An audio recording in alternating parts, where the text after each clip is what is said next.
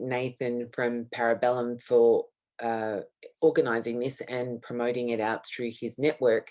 And a lot of people will have registered for the webinar but may not necessarily turn up live to sort of engage with it, potentially just because the time didn't suit. When we run these international presentations, it's always a little bit challenging to make sure that we can get a time that suits everybody. So what we had said was, even if people were not available to observe everything sort of at this time today, that I would be recording the presentation so that we can make sure that we've got, you know, this ready for when, you know, people are ready to observe or engage with the content. All right, so I can see that there are a few people who are starting to come online attendees. I have I can see sort of Gina and Sarah. I'm aware that there are a few people who actually registered for this webinar from PNG. So, and I'm aware that Parabellum actually have quite a bit of, you know, work going on in PNG. So if, you know, you're in PNG this morning, then welcome and good to see you. So I will just sort of provide some I'm just going to give you an overview, and then there'll be opportunity at the end for you to be able to connect with me directly if there's some other bits of information that you're keen to have, or you want to actually, you know, ask questions specifically. So you'll notice at the bottom of your screen that you've actually got the little hand showing that you can raise your hand. Now, what I'm going to do is, once I get into the presentation, I have Stephanie, who is our technology manager in the back end, and Stephanie will be able to answer some of the questions along the way, or what she might do is, you know, make note of what those questions are, and then we'll come back to them at the end. And if there's questions that you ask that we can't answer immediately, then we'll make sure that we take that information on board and ensure that we do come back to you actually with a response. All right, so rather than waiting for, you know, more people, because we just never know, there probably are a lot of people who just registered to get the recording, I'm just going to start my presentation from here. So let me just share my screen. So what we're talking about this morning is intervening early and preventing mental health issues in the resources industry. And part of the reason that I wanted to talk about this, Nathan and I actually met at a disaster and emergency management conference in October last year. And one of the conversations that we had was following on from a presentation that I did, which was about first responders. And one of the things that's happened sort of in the intervening time, I've come to the awareness that there's a lot of focus on first responders as a, you know, just a broad industry. And I'm wondering if it's because it's government based. Whereas when we start looking at the mining sector, there's quite a lot of, you know, issues raised, but not a whole bunch of solutions being provided, and not a lot of research being done either. So I was a bit concerned about this. And then when I was talking to Nathan about it, and I did some more research, I kind of could not believe the information that was sort of in front of me about just how bad the situation is within the sector.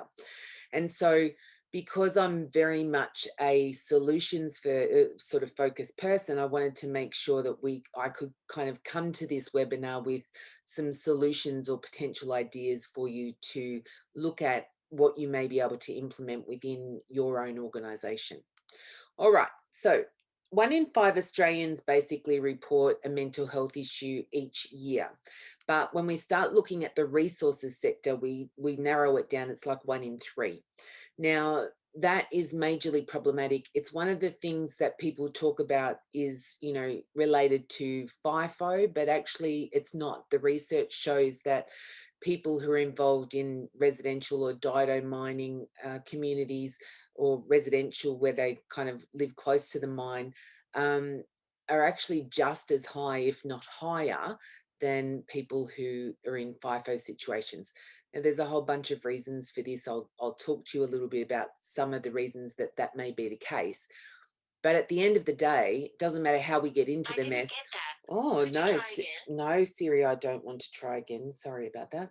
Um, watchers talk to you these days, honestly. So one of the things that I think we need to recognize is that we've got a perception about where this problem, sits and why it's there. At the end of the day, it doesn't actually really matter what caused it or how it got to be this way. But if you are trying to manage an industry of people where a third of your workforce is affected with a mental health problem at any given point in time, that has a significant impact on the ability to be able to get them to work effectively, but also then the impact on the morale or the culture of the organization across the board. So it's a really important one to just be aware of.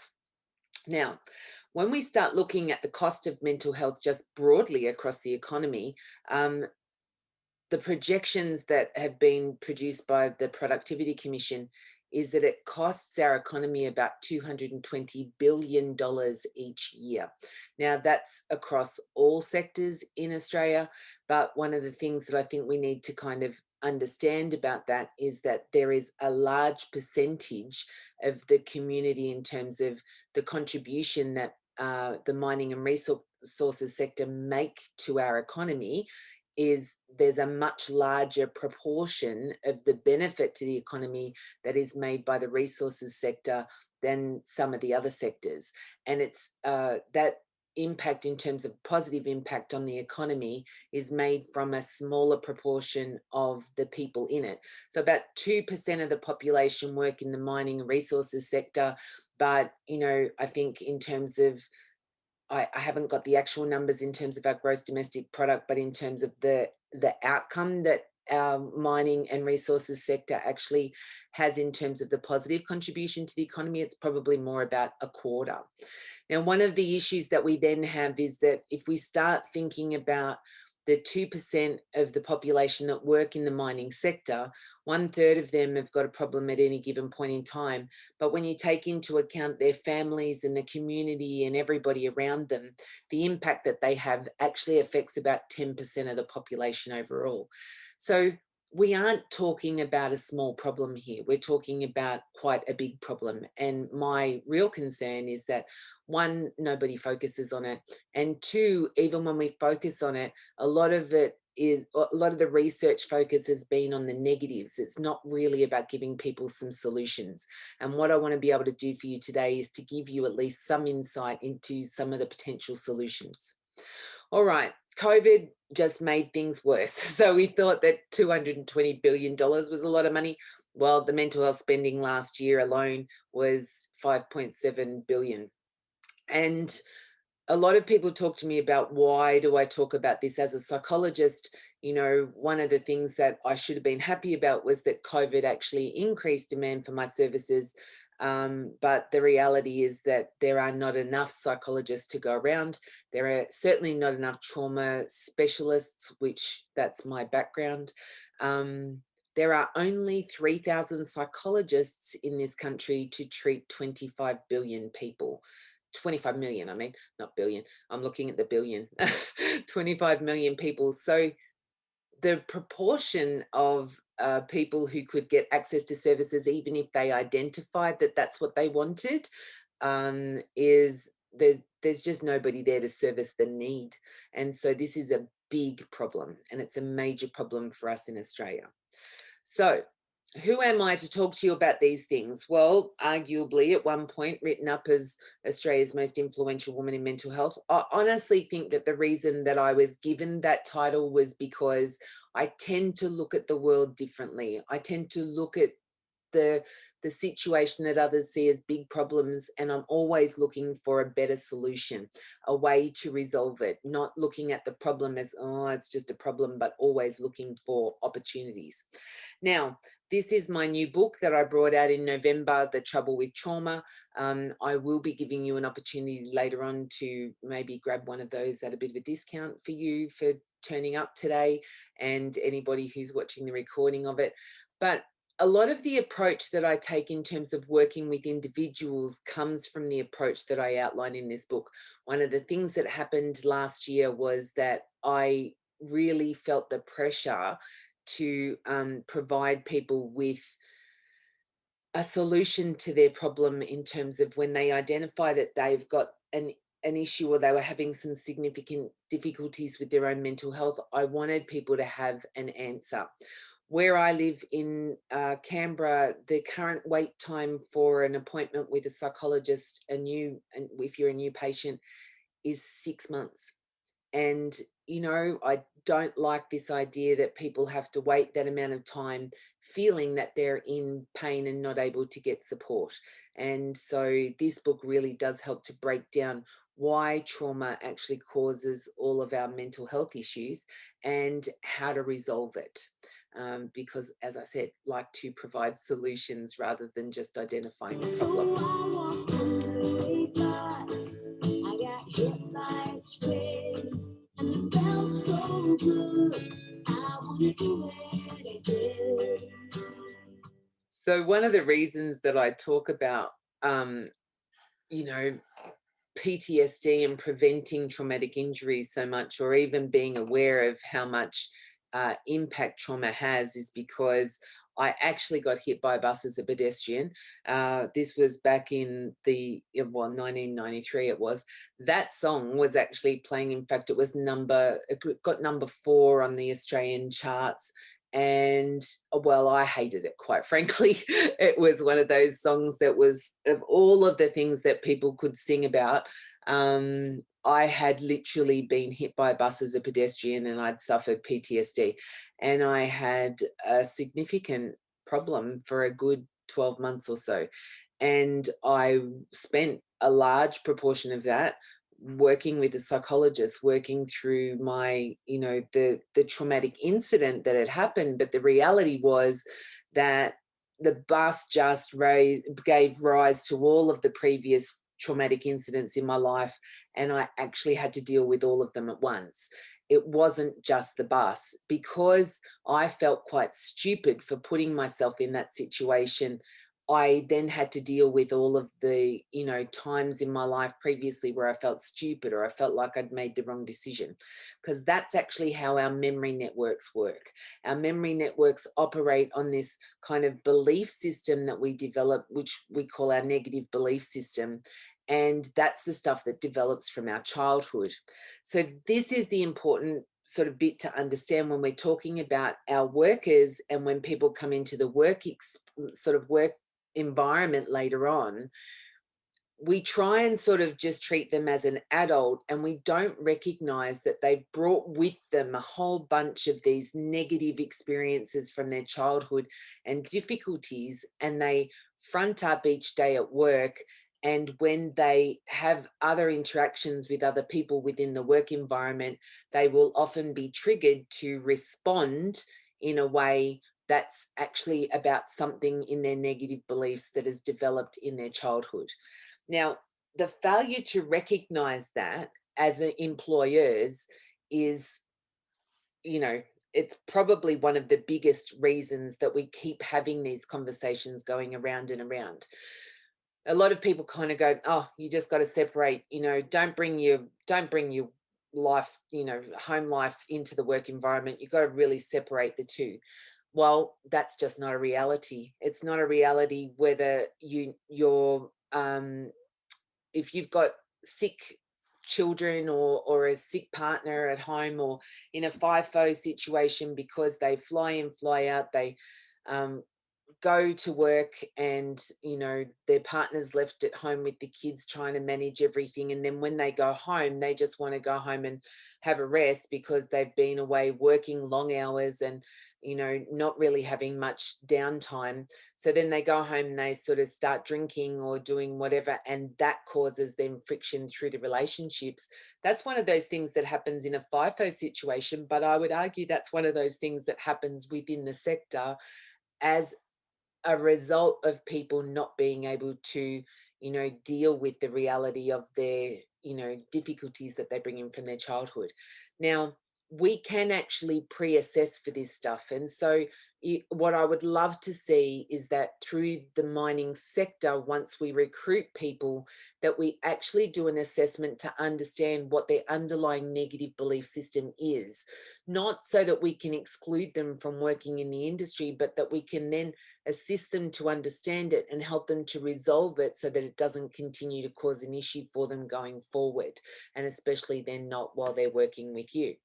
So interestingly, when we have critical incidents, and I know you guys deal with this stuff on site, and I know part of what Parabellum actually provides a lot of people is this kind of early intervention stuff with medical teams. The importance of being able to intervene in the first 6 hours post incident for people is absolutely critical in terms of the way that we lay down trauma in our memory system.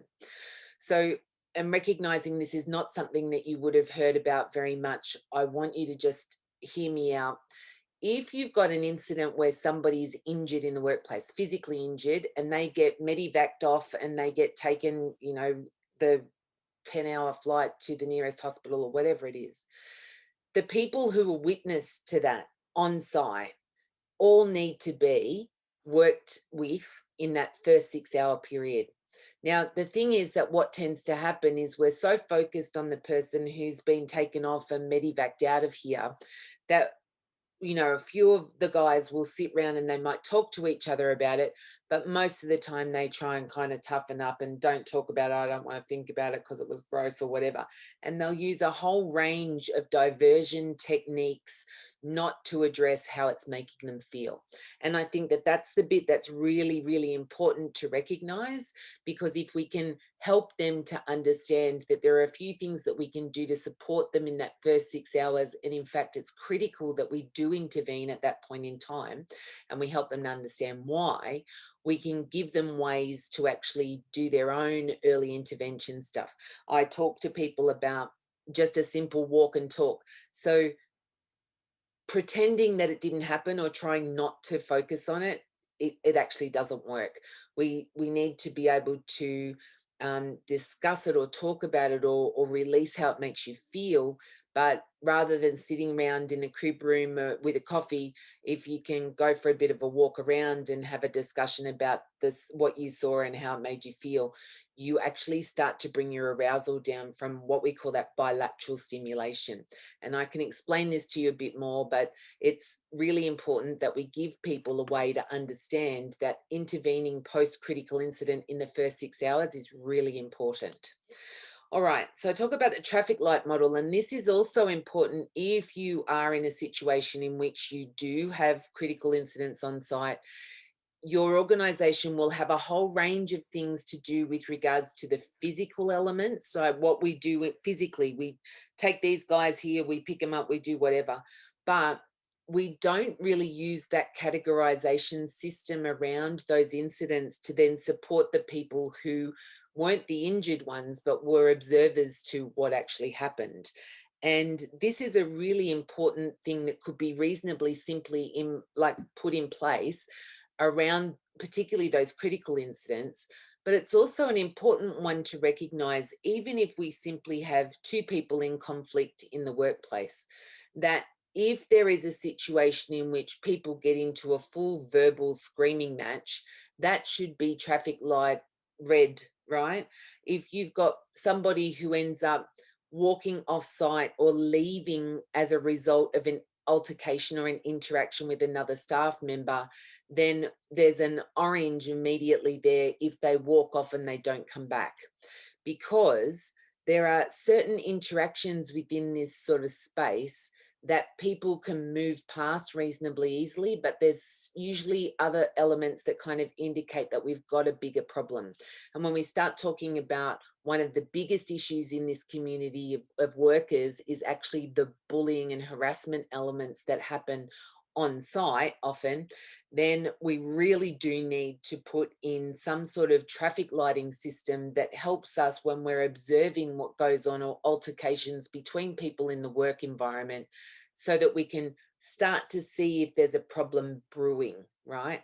Now, the problem is that as human beings, we naturally avoid, we don't want to have confrontation. We prefer to avoid it.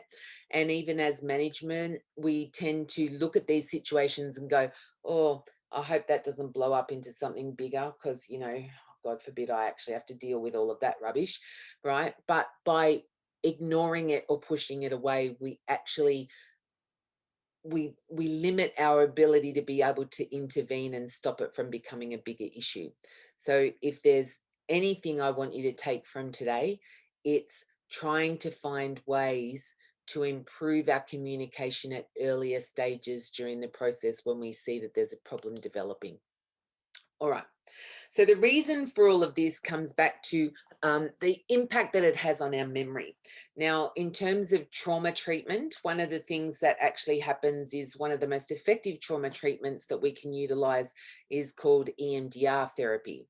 And what that does is allows us to go back to a particular point in time where a traumatic incident occurred, and we can actually activate the memory around that. So that might be, going back and thinking about that particular point in time.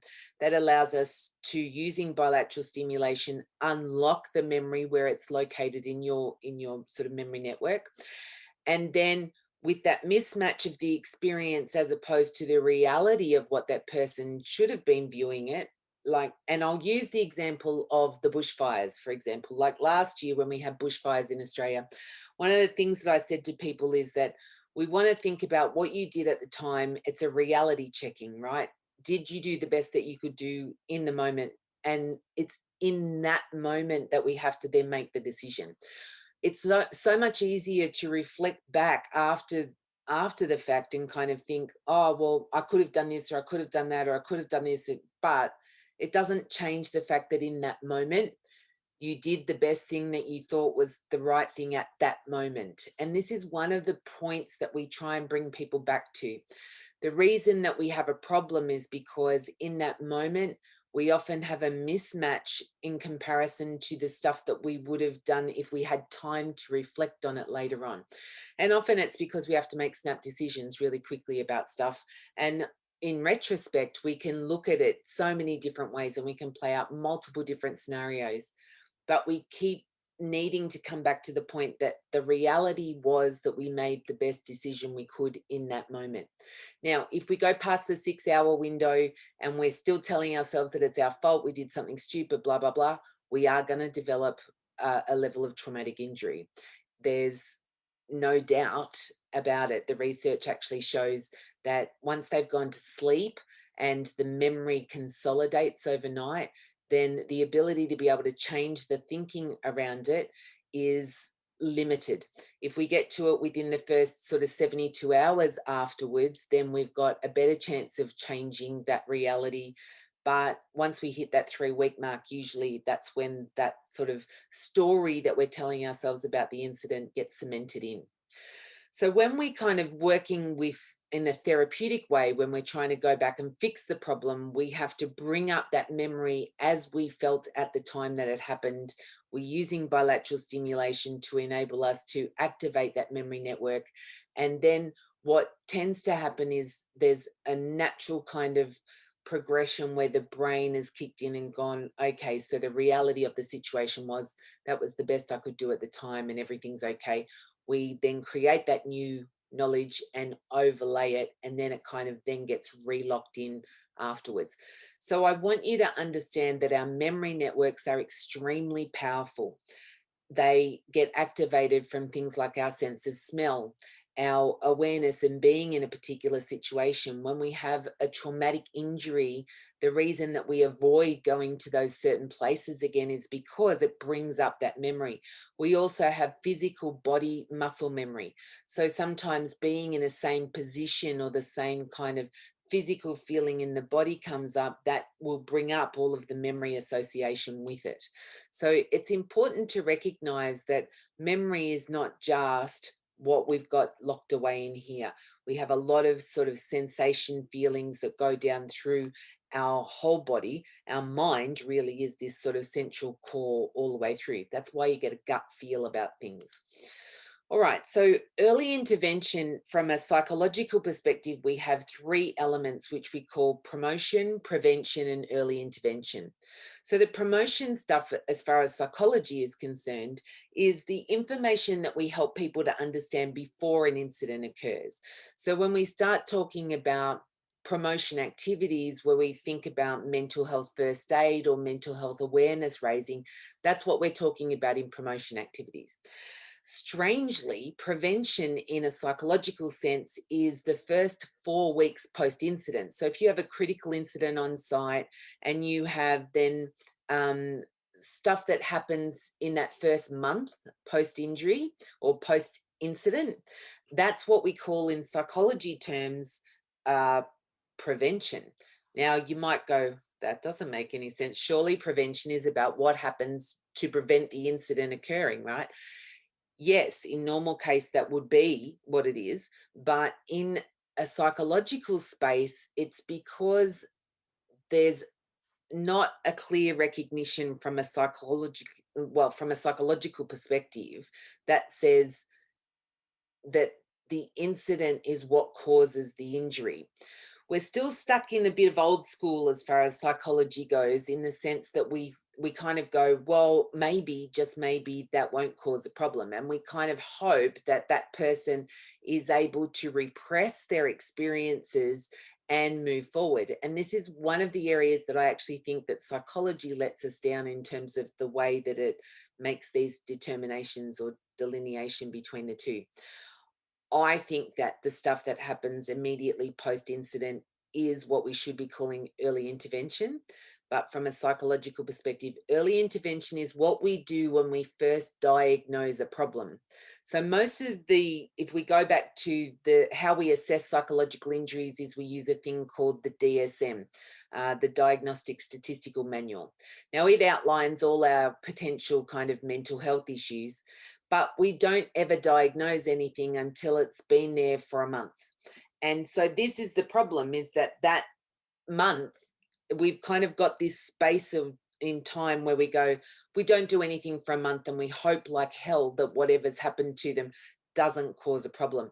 And that is actually the point in time that we should be doing everything that we can to help that person not develop a problem. But from a psychological perspective, what happens is we almost, like deer in the headlights, wait and see whether or not they're going to develop a problem.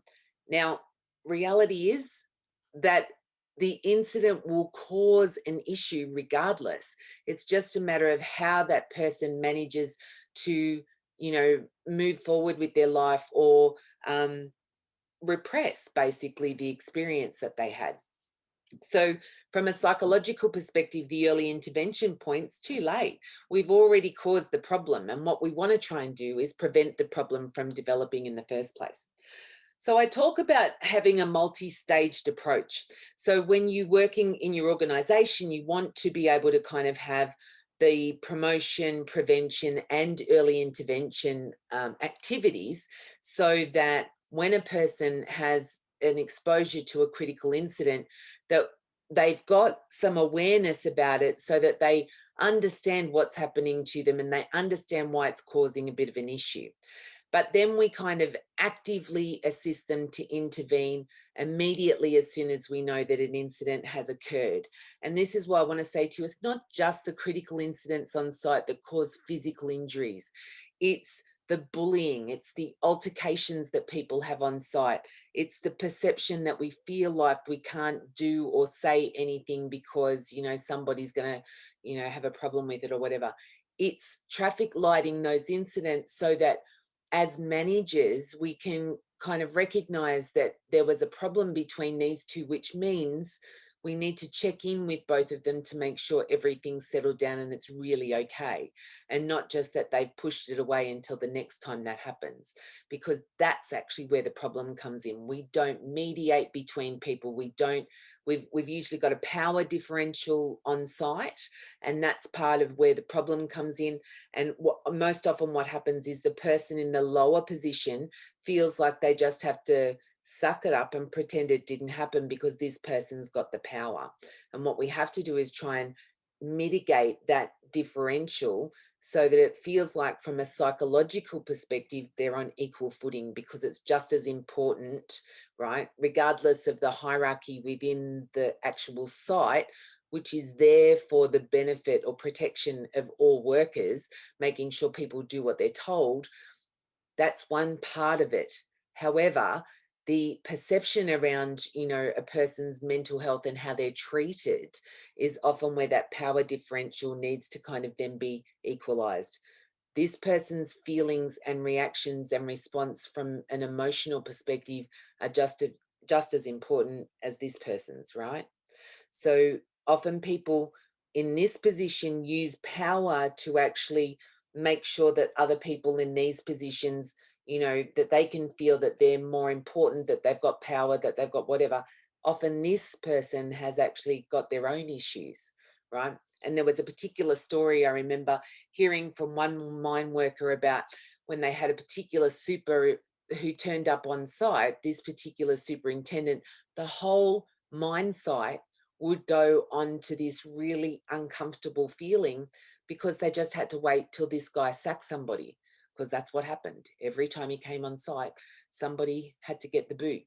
And it was almost like he needed to exert that power to feel like he could keep control of everything that was going on. Now, my approach is not to turn around.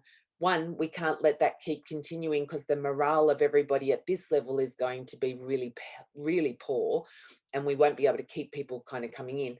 Secondly, it affects the culture of the whole site. And so that's not healthy either. What I would be doing is, rather than sacking this person, which is not what we want to do, we want to work with them to understand why they feel that that's the only way that they can exert their own power, right?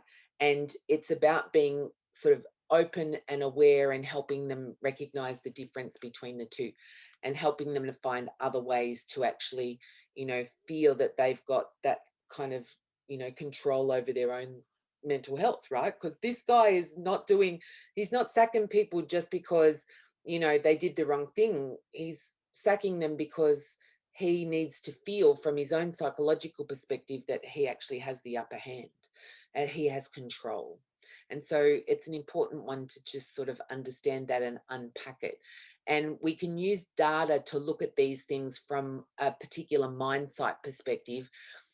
We don't have to rely on people dobbing each other in. And that's one of the problems that we have in terms of the culture of this industry, is that there's a perception of, oh, somebody lagged and somebody kind of dobbed this bloke in or whatever, and then that person is ostracized.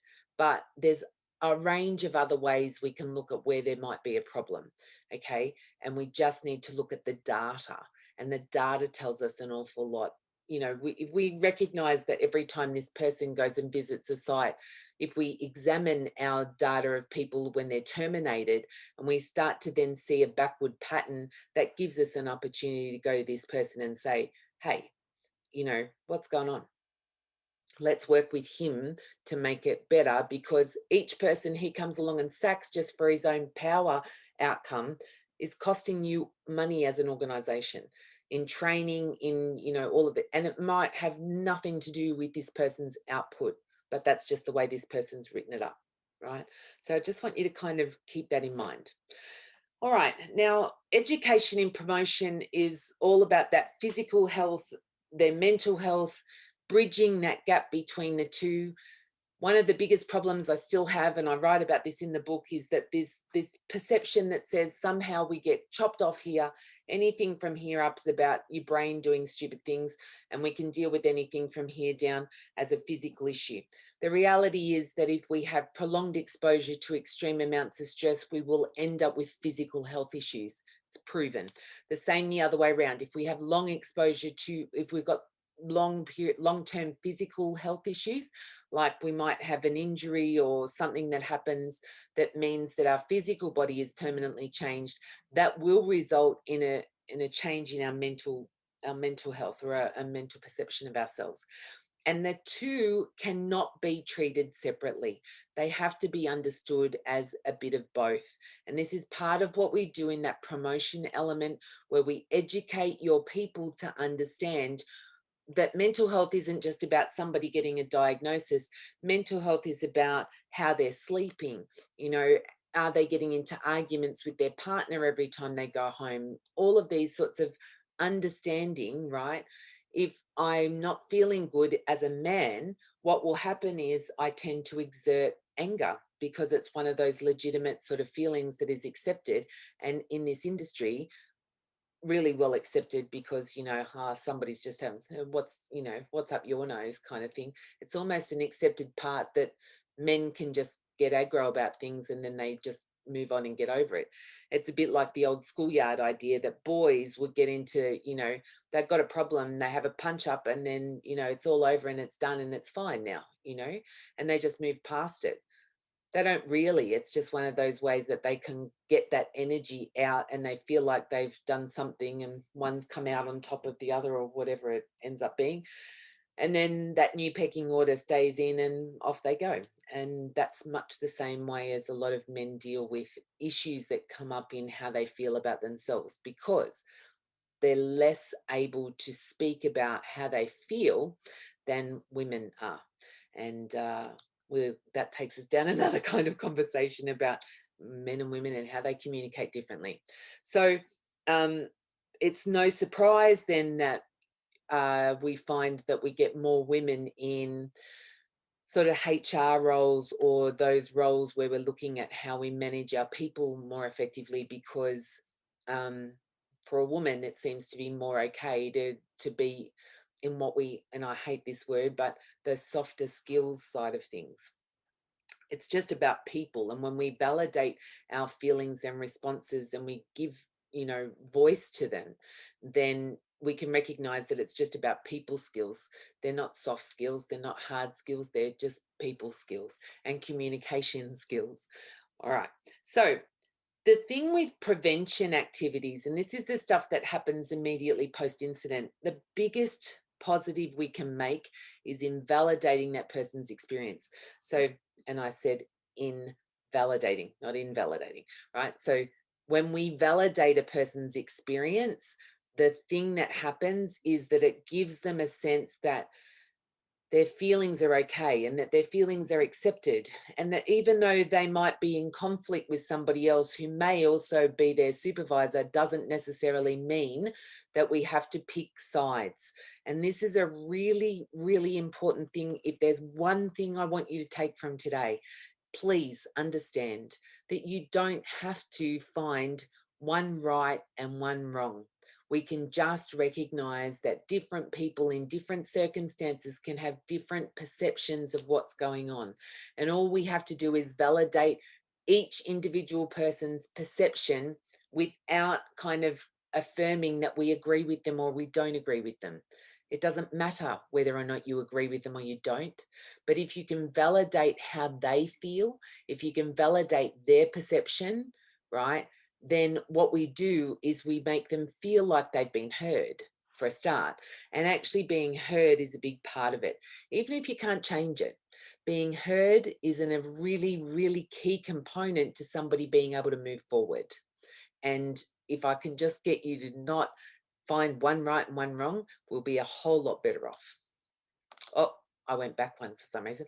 Okay, so the early intervention part is really important too. So I want you to talk about in an environment in the workplace where we've got two people in conflict, mediation is key. You need a third party to sit down and actually assist them to hear each other, not one bombarding the other until one capitulates. And I talk about this in terms of our self-management system. When I'm working with organizations, I help to train people to understand that we all have our own self-management system and how we can actually utilize that framework, because it is a framework, that to help us move from one sort of area to another, that brings us into a place where we can negotiate and reconnect with other people on that sort of similar level. So I want you to think about early intervention is about, in a harassment or bullying situation, it's about mediating quickly. bringing the two people together, giving people an opportunity to voice it. You know, I'm not opposed to using a talking stick between the two. I've done that before. But early intervention is really key to making sure that this doesn't blow up into a much bigger issue. And so making sure that we can like address those issues. What most managers do is just hope it dies and goes away, and it won't. It just gets pushed down until it festers up again, and it bubbles and bubbles because there's this thing ongoing between these people.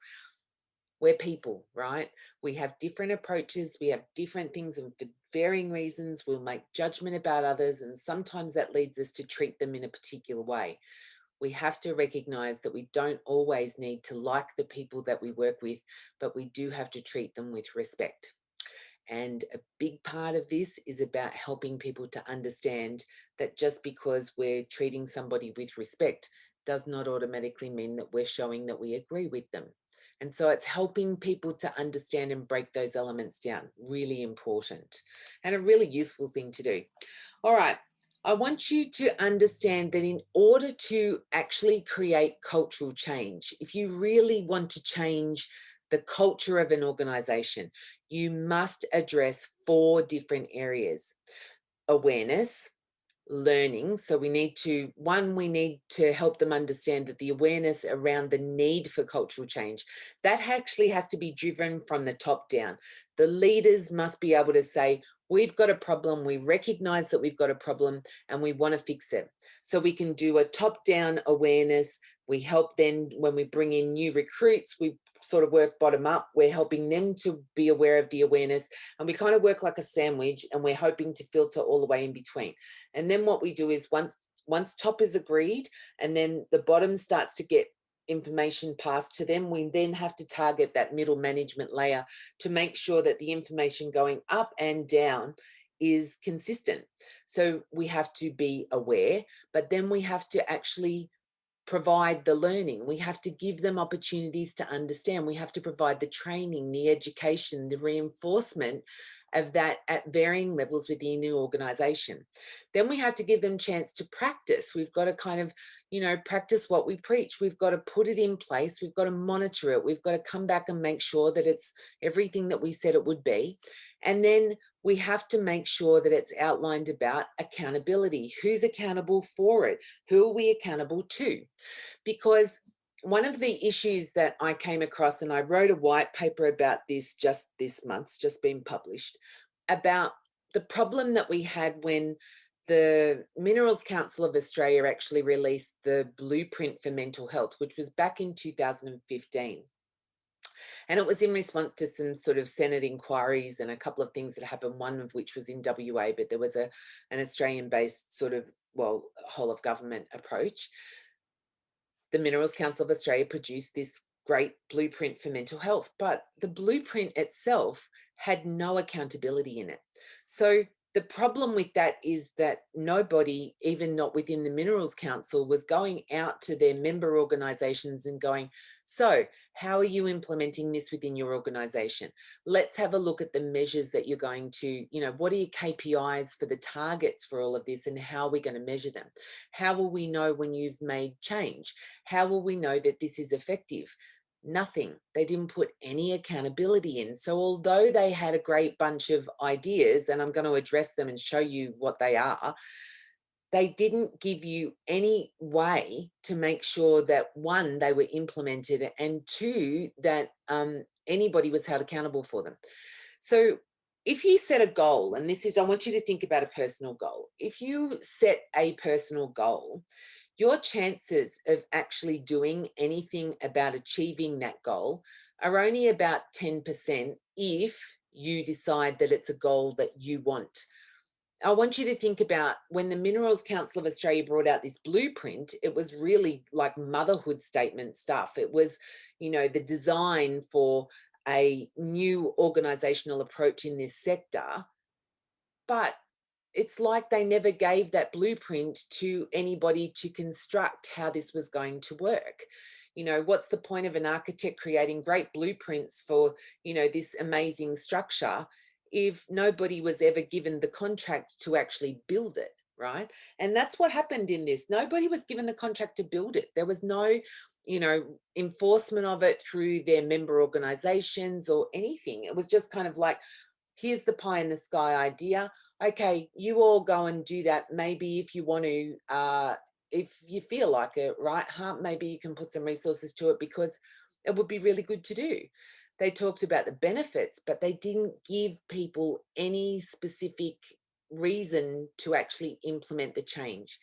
Less than 10% of people are going to achieve a goal if they choose to have that goal mean something for them. This was somebody else's goal that they said, hey, you should kind of try and meet this. There's no reason that we would normally do that. The only way that you're actually going to successfully achieve a goal is, one, you actually have to decide that it's something that you want to do, that you want to make a change, that you want to implement it. So that requires the leadership of an organization to agree that this is important to them and that it will happen. The next part has to be about they're going to commit to it. So they put out a public announcement that says, this is what we're going to do because we really think that this is a very important part of what we need to do to improve the outcomes in this sector. If you look at somebody like, Fortescue Metals, right? We know that in an environmental perspective, they are big in talking about how they want to kind of end up in this carbon neutral sort of space. And they're doing a few things environmentally to make sure they achieve it. They put it out in their press releases, they put it out. They're talking about the fact that this is their goal. They're talking about it in a public forum. They're going to that. What does that do? It helps to keep them accountable for achieving it, because we've seen it when world leaders make these broad promises and then they do nothing about putting it in place. People get really critical of their ability to actually lead change. So if you want to be seen as a leader in your field that really wants to lead change and improve things, you have to tell somebody that you want to change it. You have to tell somebody that you're going to find a way to make it different. If you don't actually find a way to make it different, that's okay. People can accept that, but they can accept it better if it looks like you at least tried. Where it's much easier to just sort of say, oh, that's nice pie in the sky stuff, but not implement any specific way to achieve it, right? But it doesn't mean anything. So if we really want to make it meaningful, we then have to be held to account. So the next part is not only just telling somebody that you want to do it, but it's actually making yourself accountable to a third party. Now, be that your shareholders, your board, or somebody outside the organization, some government entity, or some, who knows. There's a range of different ways that we could do it. But if you don't have anybody to be accountable to, your chances of actually achieving that goal are quite low. They're not impossible, but if you are accountable, you will achieve it to 95%, almost guaranteed. And all of the research shows that.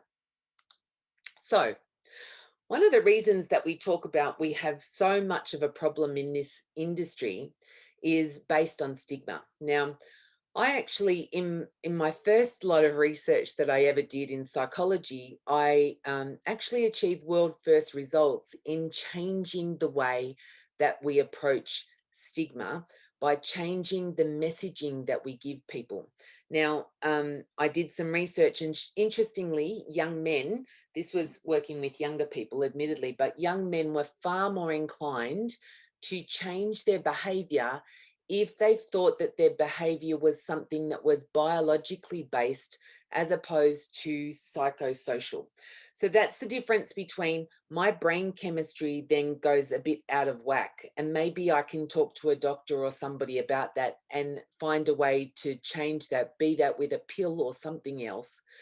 I'm far more likely to say, hey, I need some help if I'm given a biological explanation for why I feel this way, rather than a psychosocial one, which says, if you're just hanging out in your donga, laying on your bed, listening to deep, dark music on your own, thinking about how soon you can get out of here so you can go to the pub and have a drink with your mates, that's a psychosocial response. Now, if I'm given a psychosocial reason for, doing these things, like I'm just a loser who spends all my time thinking dark thoughts, I will not do anything about making a change. Whereas if I'm given a rationale that explains how my brain chemistry is affected, and that's, a big part of my gut health and keeping myself really, eating well and doing these things more positively, that improves my chances getting higher levels of serotonin into my brain. That means I can do things better. I can approach work better. I can feel better within myself. There's a whole bunch of reasons why I should look to eat better, right? So, how many guys do you know that actually end up having really poor diets and, choosing all of the wrong foods, and then they're feeling like crap, but they're not actually given reasons or ways to change the way that they do that, because it's just part of the, oh well, we want to, it's hard enough working 12-hour shifts, where part of the reason that how we keep ourselves going is by overloading on sugar and doing all of these other things. It actually throws out our whole system health.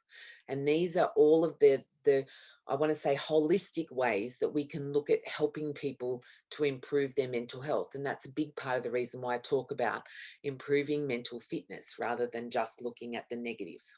So at any given time, there are 93,000 resource workers that are experiencing mental health issues. That's just the number in Australia. So when we start talking about that, that's huge. A big part of that reason can be there's a high proportion of ex-services personnel that come into the mining sector. Now, don't get me wrong, I'm not blaming all of this stuff on defence, but a lot of people, when they leave services, if they leave policing or they leave defence, they're often leaving because they've got some traumatic experiences from their work in that environment and they can't stay working in it. But they're not actually treated when they leave. They're not deprogrammed in the way that they respond, and then they pick up that experience and they come and they drop it in the mining sector or the resources sector, and they bring all of their negative behaviors and all of the negative ways they feel about themselves, and they also add to that culture. And rather than looking at it as, well, we never bring in any, ex-service personnel again, I just want you to think about that in terms of the broader impact on the sector. So if that's what we're bringing in, we have to understand that we're also bringing with it a particular perspective that we need to assist them to change. And I'm not saying it's your responsibility as a sector to do that. Really, it's defence and policing and all of those people who really need to deal with it. But the reality of the situation is they're not dealing with it. So if you're bringing those people in, you have an obligation to your organisation to make sure that you understand, if they're bringing any of those challenges, what can you do to support them to resolve those things as they move forward in their life and as they work more with your organisation. Because the failure to recognise that that's part of the challenge just means that your organisation then suffers higher turnover of staff or bigger morale issues because it's just not addressed. Now, I recognise that for a whole range of other reasons, they're a really good resource space to draw from to work in this sector because they're used to, being away from long periods of time and all of that. But that doesn't necessarily mean that all of those things are healthy, right? We have to help them understand the impact that those things are having on them, because one of the most important things that we need as individuals is a sense of connection. We need connection to our family, to our community. We need connection to the people that we work with. We need to feel that we're connected to part of a team. When we come out of a defence or a policing area, we have a sense of connection to our team or to, our unit or to our station. And we kind of lose that when we come out of that sector, and we might look for it elsewhere.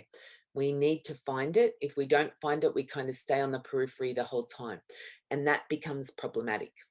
So you'll find, if you have a look at your staffing sector, that a lot of your ex-services personnel tend to group together. They tend to find, well, we're like a subcultural group within it. Well, we're the ex sort of services people and we band together over here. And if we fail to recognize group dynamics and how group dynamics affect our workforce, then we really are doing ourselves a disservice in understanding and working out how to make it better and improve it for people. All right. We talk about remote working. As I said, FIFO is one of those things that's talked about a lot in this industry, but I think sometimes it's held up as the big problem, and yet it's actually not the only problem. I think there is just as much impact on the residential mining sector as there is on the FIFO, and that's actually something that's proven in research as well. One of the biggest issues that we have in this sector is substance use. And one is because we've got a bunch of people who come in and work who I want to say have more of a blue collar background. So they may be exposed to, they may have parental relationships where the parents were, avoiding their own reality by using substances when they were growing up. And then it's also cultural, that rather than dealing with how we feel about certain situations, we numb ourselves to that experience by drinking or taking drugs or doing whatever. And then by working in this sector, we're afforded a lot of means, resources, cash, to be able to access it and provide ourselves the resources to be able to engage in those substance use issues moving forward. And that becomes a big problem. She's really she's really noisy today. I don't know why she's butting in the whole time. All right, so the cost to industry for this is estimated to be 320 to 450 million annually. Now, I believe that that is an underestimation. And in my new white paper, I actually talk about the fact that that cost to industry was based on the fact that they were working on it being 10,000 people who were experiencing mental health issues at any given point in time in the sector.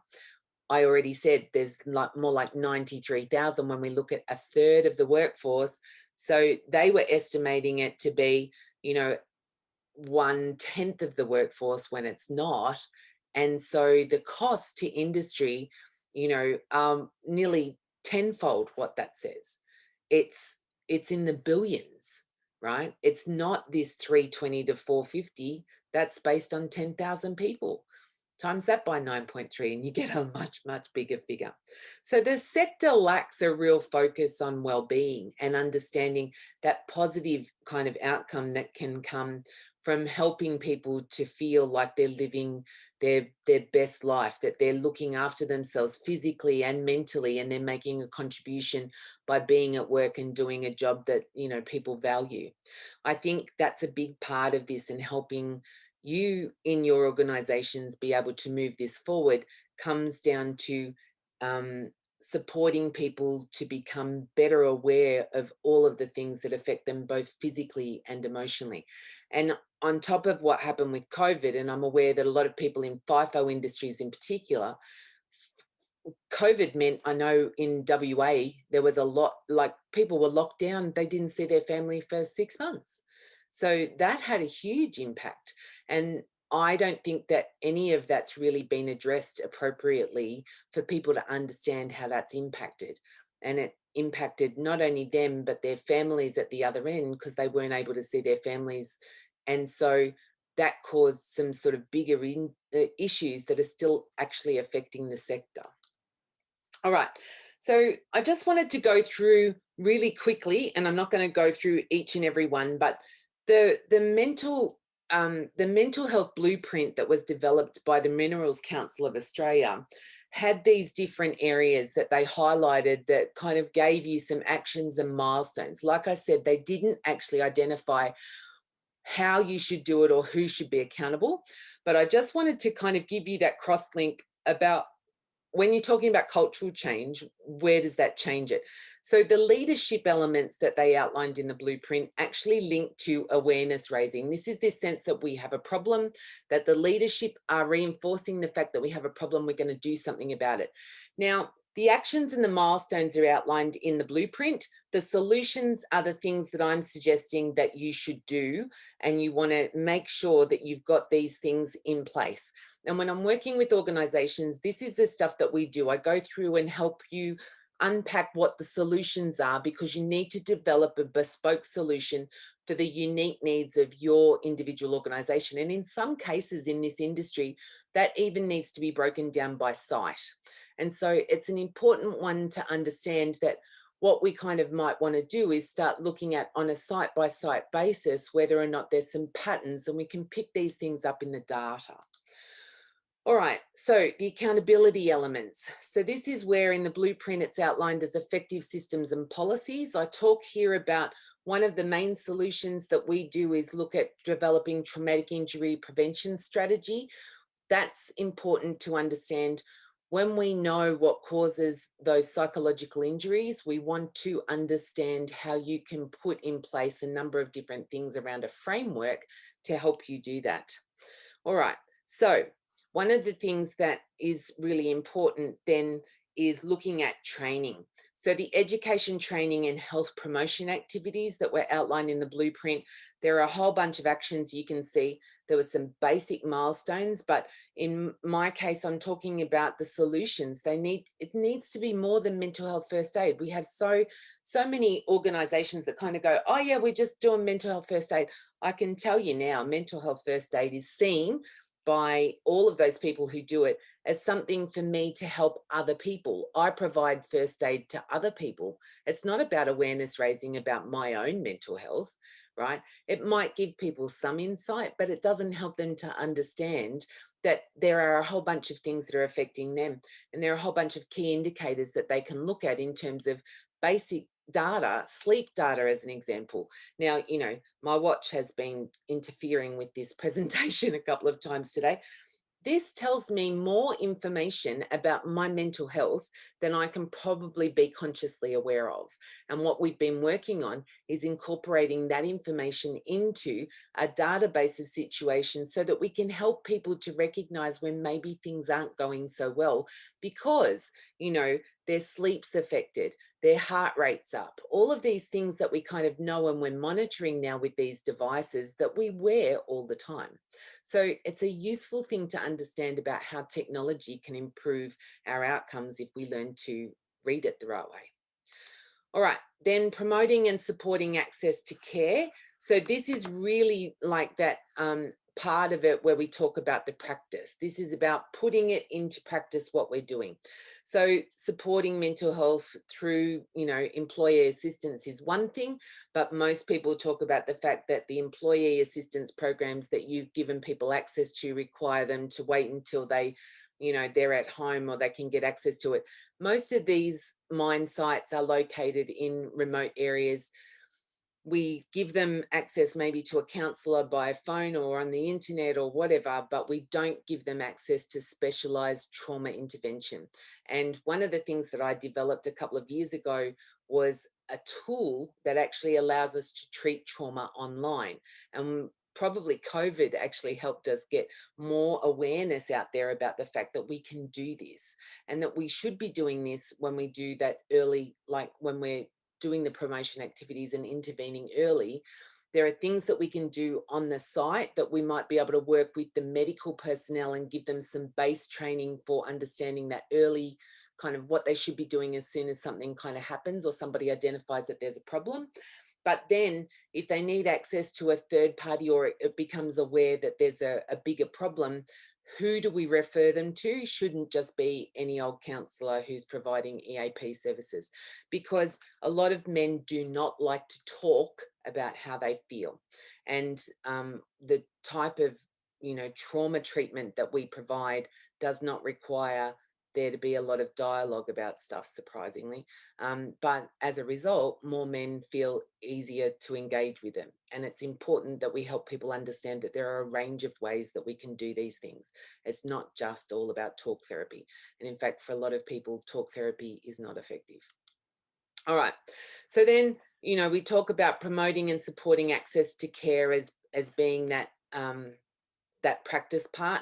And then these last two bits are the resourcing and partnership opportunities and the research and development. These are the bits that are about both awareness and accountability. It's about raising more awareness by doing that research, but it's also about reinforcing the fact that we are being accountable and what's working and what's not working. All right. But again, I'm providing solutions here in these tables because the Minerals Council only identified actions that you could take and milestones that you might be able to achieve them, but they didn't actually give you any clear solutions about what you should do or who you should work with to get them done.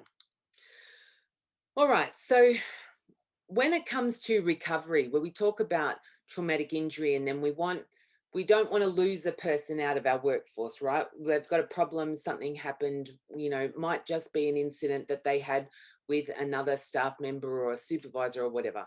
We want to help them recover. We want to help them get back to work and be working effectively. We want them not to take more time off or whatever. We always look at absenteeism statistics, but it's more about the presenteeism. What happens if I'm forced to work with somebody that I really don't like or that I feel has put me in a compromising position? I'm not necessarily going to be as effective as I would be if I was working in a place where I felt valued and connected and supported. So a big part of the recovery has to do with somebody's ability to feel that they've got some purpose in that recovery. So there are three keys to this, and one is about the awareness. So it's the awareness that actually there is a problem, that you recognize that it's caused a problem for that person, and we validate that person's experience in it. So whether we don't go back to, I said, we don't have to find right or wrong, right? It's validating how they felt in that moment. And then it's giving them a sense of purpose for moving forward. Whether that be just because you value the work that they do and you really want them to stay around because you really appreciate the work that they do. That's a pretty simple purpose. Then it makes them feel like they've been heard.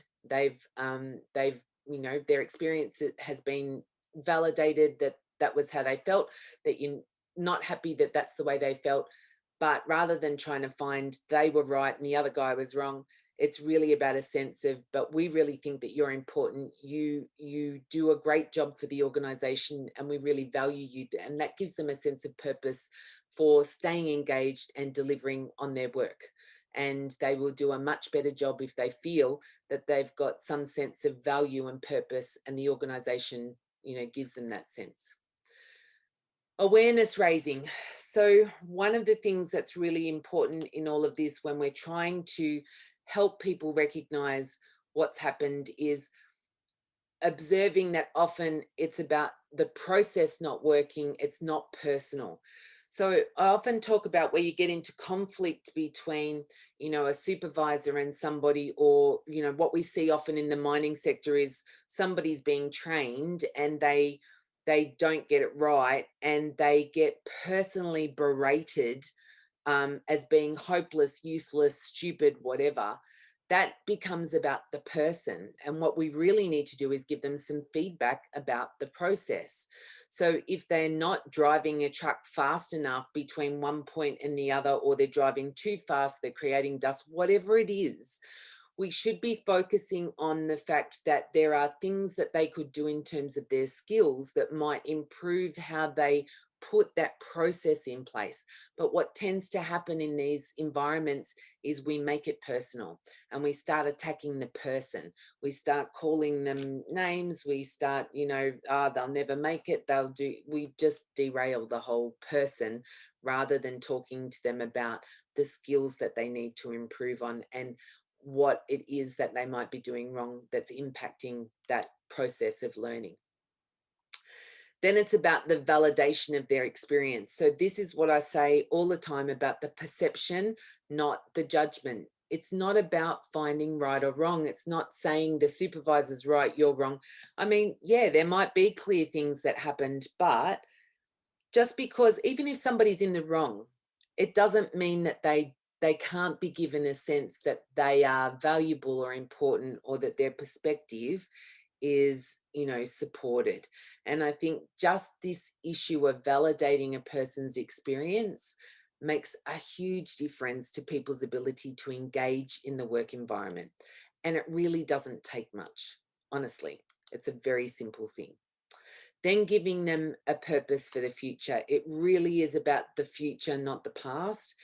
If somebody has a difficulty with, another person in the work environment, it's about mediating through that and working out how we can move forward together, not just because we want to tick the boxes and say that we did that, but it's about genuine, I value you because you bring this to, my work, that I'm bringing this to yours. Like, how do we work together to make sure that we can achieve a common outcome for a greater purpose that's bigger than just, you or me taking home a big paycheck, right? So that's important too.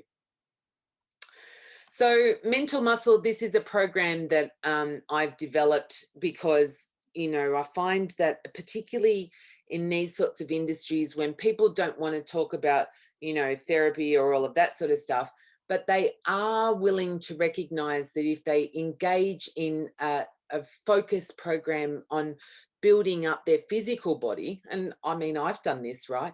We go off and we kind of eat really well and we go to the gym all the time and we work all of this sort of stuff out. I'm talking about a 12-week program for mental well-being. So it's how do we improve our capacity or our resilience, and it's about focusing on building that mental muscle. How do we build into our responses and our awareness as human beings so that we can increase the likelihood that we're going to get better mental health outcomes? And that's about ourselves. So we do talk about some of those other things that are important in terms of, nutrition and the awareness and recognizing when we're feeling overwhelmed, that we monitor sleep and all of those things that are also physiological. But we talk about how we combine that with our awareness and building more of that self-awareness to increase the chances that whatever life throws at us and how difficult it gets, that we can always feel like we've got the resources to be able to deal with it and move forward. And so we can deliver this program in-house, or we can also, you can refer your people to us and we can just deliver that program online for those who want to do it from a remote location. So you can do it in-house or externally. So this is a really big focus of where I've really moved to moving forward, because we want to try and help people to help themselves. We want to try and help them to understand how they get to this and then how to make it better for themselves. It's an incredible difference. We don't expect somebody to go through a 12-week physical program, come out the other end and be okay for the rest of their lives, right? We constantly need to be feeding into this. So I talk about our self-management system, and I have a way that we teach people how to get awareness out of their own sense of their own self and breaking that down into a framework that helps them to understand themselves. It also helps them to understand where another person might be coming from in terms of, well, if I'm in this position, where's the other person likely to be? It gives them a clear framework to determine that from a psychological perspective. And that really helps to create people's self-awareness and raise it up so that then I'm more self-aware and I'm more aware of how I'm reacting or responding to others in my work environment. And I'm doing it in a way that's open and connected and consistent. And the other person may hopefully also be trained in the same framework, means that we reduce the likelihood of conflict in the workplace. So it makes a big difference to help people, when we help people to understand themselves, not in terms of the broken bits, but giving them a framework to clearly work out how they're reacting or responding, why they've got an emotional response coming up at all, and giving them a clear and rational way to move things forward really, really is a big game changer in terms of how people then respond in the workplace. So really useful tool. All right, I said to you earlier, my new book, you're being offered a 50% discount off this. So if you want to go to that link there, that's the kerryannhoward.com/50-off. You can actually get the audiobook through Audible at the moment if you're an Audible member. You can also order it direct off Amazon, but the print quality is not as good as if you get it from us directly. But it is available in multiple different formats. You can get an ebook if you would prefer. You can get those off Amazon as well. But I want you to understand that when you read the book is written for an individual. It helps you to understand yourself, but it outlines the framework of the self management system. And what we do when working with organizations is we actually train your people to understand that self management system for themselves. And when everybody's got that kind of clarity around it, it means that everything works more effectively within the culture of the organization, because we're all in a better place of understanding and self awareness around how we're responding, but also how other people might be responding. All right, my challenge to you, we're coming to the end, right? My challenge to you, I want to inspire you to help inspire your people to make these things improve the way that we approach mental health in this sector, and feel that we can actually make a difference. A lot of what I hear from this sector is, it's bad, the stigma, nobody wants help, they're just blokes, they don't want to do anything about it, or we can't engage them in it. It's too big to try and create cultural change in the sector. I don't think that there is a problem that is too big to solve, but we do have to have people who are committed to trying to solve the problem to make it happen. If we keep kind of, abdicating our responsibility, oh, it's too big and too hard, so we're not going to do anything, nothing changes. And what we saw from last year is that as a community, things are very difficult all around the world. Australia, in comparison, has really got away with a minimal impact, I want to say, and yet it still had a big impact on us. So imagine what it's like in other parts of the world where it's still a big problem. And I'm aware you guys in Papua New Guinea have only recently sort of had a bigger problem come up. So you would be aware of this much more saliently than we are, I suppose. So the 3 steps around this that I would encourage you to do: review the way that your organisation currently approaches people when there's conflict in the workplace, and understand how much support or assistance you are giving people, one, in understanding themselves, but two, in what they can do to help move themselves forward when things are a bit difficult.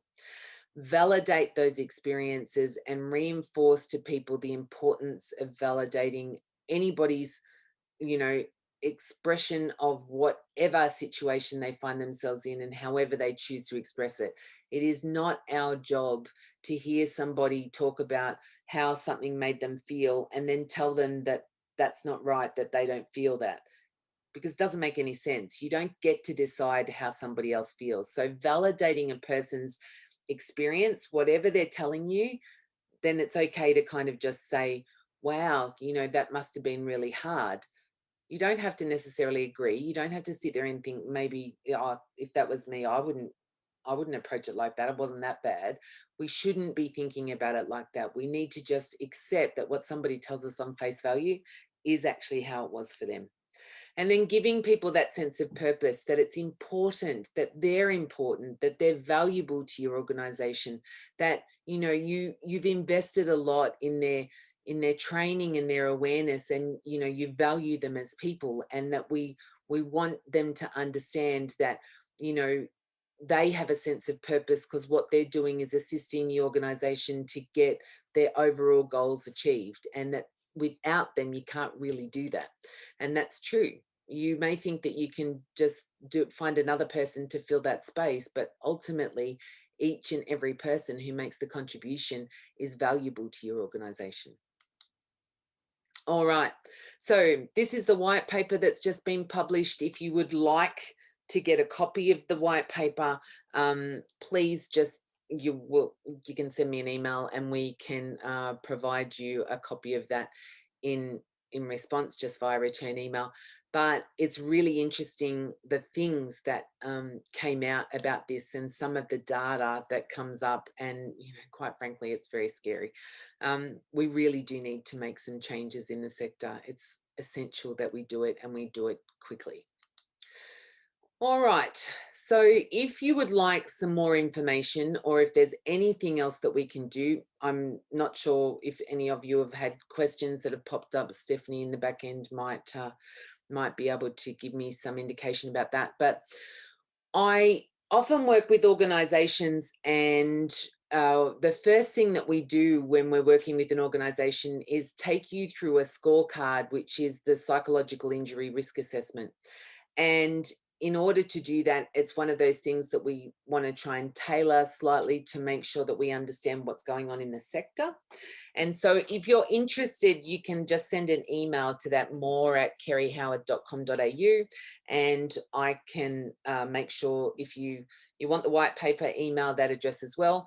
And if you would like to have a look at that psychological injury risk assessment on behalf of your organisation, then I'm happy to do that with you. It provides us a bit of an immediate scorecard, and then I can arrange to have a follow-up conversation with you to unpack it a little bit. If there's more work to do after that, and I'm it would surprise, like, there can't be any organization that probably doesn't have more work to do. But it'll give you a good indication from that risk assessment. It clearly kind of talks about your big area that you probably should focus on first. So it looks at 4 different areas, and then I can give you some guidance on what you might want to do first, and how you might go about doing that. So that's just a really useful tool for you to be able to have access to. All right, so that's me. I do all sorts of different things, working with organizations, speaking, kind of consulting, providing those things. If there's anything at all that you would like from me, or resources, I publish a lot of blogs, and they cover a diverse range of different topics. If there's anything in particular that you would like to hear about, or you would like some more information about in any way I can assist you, I would really love to be able to provide you with those resources. Um, it's very important for me to. Oh, she's really on fire today, isn't she? Okay. So I think that it's really important for us to feel that we have a lot of opportunity to move forward and do things in a way that really improves outcomes for the sector. And I really want to help you in any way that you feel you need some guidance or support to move forward. So I don't think that there are any specific questions at this point, but if there's anything that you would like me to answer, please raise your hand, and then you can type in your question or ask your question, and we can have that kind of response, or anything that you might want to put up in that sort of question and answer section that Stephanie may be able to answer for you, or I can answer for you. But I'm aware that we've run 20 minutes over. Okay, so oh my goodness. She really is very annoying today. That's what happened. It's a new one. See, she seems to, I don't know what I'm saying, but I must be saying something that kind of activates her. All right. Unless there's any kind of questions that people put up, doesn't look like anybody's got any burning questions right now. So I hope that was useful. I hope. Yeah, no problem. So Sarah's just saying thank you for the presentation, and keeping in touch. That's great. I'm glad. I hope it was useful. I hope that it provides you some insight and some inspiration, and an opportunity to kind of look at things differently for your organization, because at the end of the day, that's all we really want to try and do, is help to inspire and give you opportunities to improve things for your people. All right. On that note, I will finish up today, and that's great. Sarah just saying, yes, it did. That's fabulous. All right. And please reach out and get some of that further information if you would like to. All right. So on that note, I think I can stop recording, and I will see you soon.